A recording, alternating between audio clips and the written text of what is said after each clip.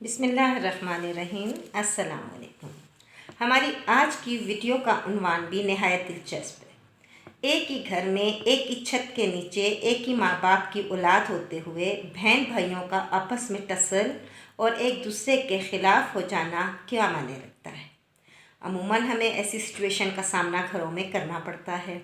वजह क्या है?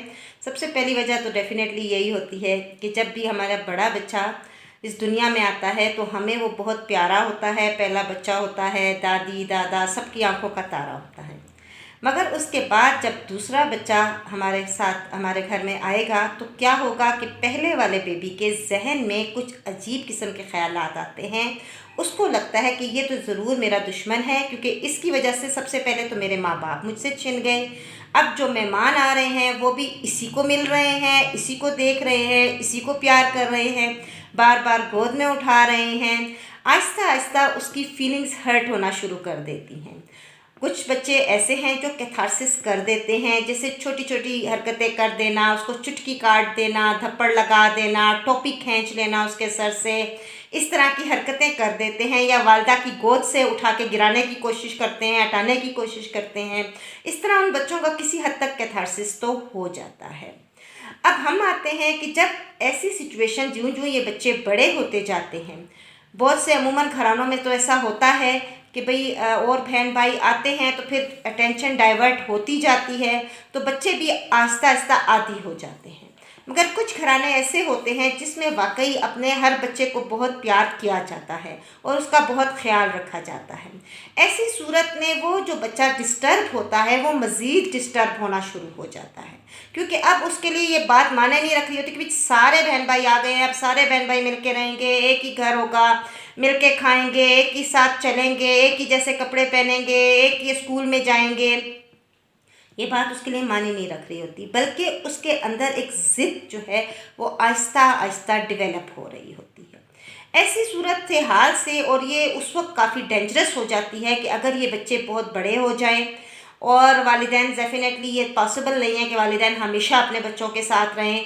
एक वक्त ऐसा आता है शादी के बाद इनको अलग घरों में चला जाना पड़ता है। वहाँ पर इन बहन भाइयों का आपस में राब्ता रहना, ताल्लुक़ रहना, एक दूसरे को सपोर्ट करना अशद ज़रूरी होता है। अब खुदा न खास्ता ऐसी सूरत हाल पैदा हो जाए कि वो ज़िद अंदर ही अंदर बढ़ती जाए और बच्चा बड़ा होने के बाद भी उसी मखसूस ज़िद के ज़ेरे असर रहे, और बड़ी बहन या छोटी बहन को कोई ऐसी तकलीफ़ हो या भाई को तकलीफ़ हो तो बड़ा इंजॉय कर रहा हो, बजाय इसके कि उसको साथ दे वो इंजॉय कर रहा हो।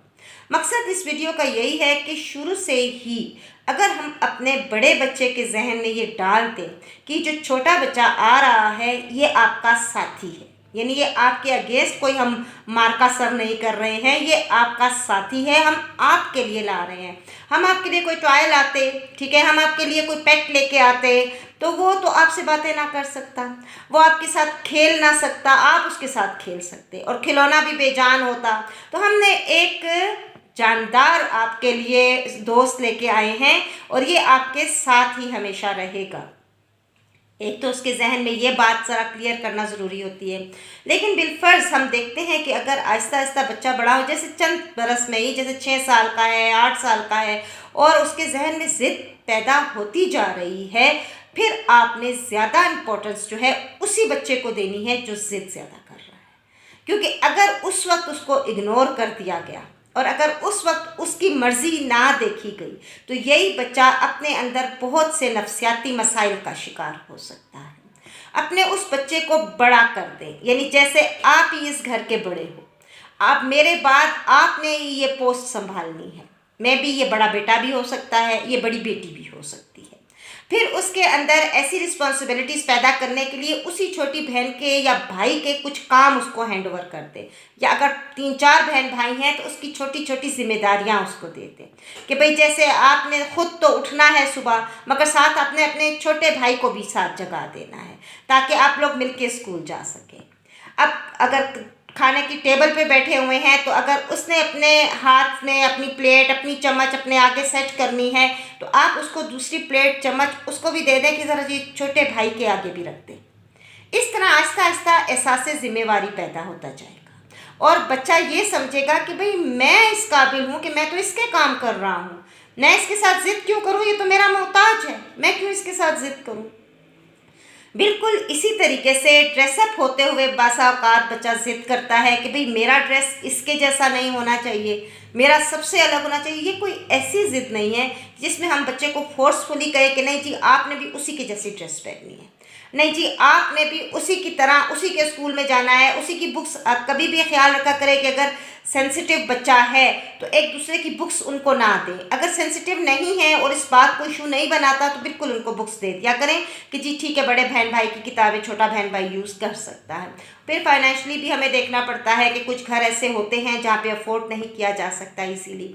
बहरहाल जितना भी हम अपने बड़े बच्चे को ज़िम्मेदार बनाते जाते हैं, यूजुअली बड़ा बच्चा होता ज़िम्मेदार ही है। सम टाइम वो बिहेव ऐसे करता है कि जी अब जब छोटे से इतना प्यार कर रहे हैं तो मैं क्यों करूं, उसकी इतनी परवाह कर रहे हैं तो मैं क्यों करूं, ये ज़िद पैदा होती जाती है। जबकि छोटा बच्चा बेचारा तो समझ ही नहीं रहा होता इस बात को या इन मामलात को, चूँकि हमारा मेन मकसद ये होता है कि हमारे बड़े बच्चे के अंदर किसी तरह की ज़िद पैदा ना हो। उस वक्त हमने कर लिया, उस वक्त शायद हम एहतियात नहीं कर सके जब हम छोटे बच्चे की पैदाइश में उलझे हुए थे, उसको लुक आफ्टर कर रहे थे, और बच्चे बड़े होते गए और एक ज़िद पैदा होती गई। तो अभी भी मैं समझती हूँ कि जब तक वो टीन एज में नहीं चले जाते, हमारे पास इतना टाइम ज़रूर है कि हम उनके जहन को बदल सकते हैं। और बदलने के लिए हमेशा उसी बड़े बच्चे को छोटे बच्चे का रिस्पॉन्सिबल बनाते जाएं। यही जो जिम्मेवारी है, यही उसको एक बेहतरीन बहन या भाई साबित करने में ममदो मावन साबित होगी। उस बड़े बच्चे को छोटे बहन भाइयों के काम ज़रूर हैंड ओवर करें। आप खुद देखेंगे कि वो जान लेगा कि भाई मेरे बगैर तो ये कुछ कर ही नहीं पा रहा, तो मैं क्यों ना इसका काम। और सम टाइम हो सकता है वो बिगाड़ भी दे, वो बिगाड़ता भी है, उसे बिगाड़ने दे, ठीक है। आखिर एक वक्त आएगा कि वो ज़रूर उसके लिए सही काम करना शुरू कर देगा। आई होप आपको ये वीडियो पसंद आई होगी। Thank you very much.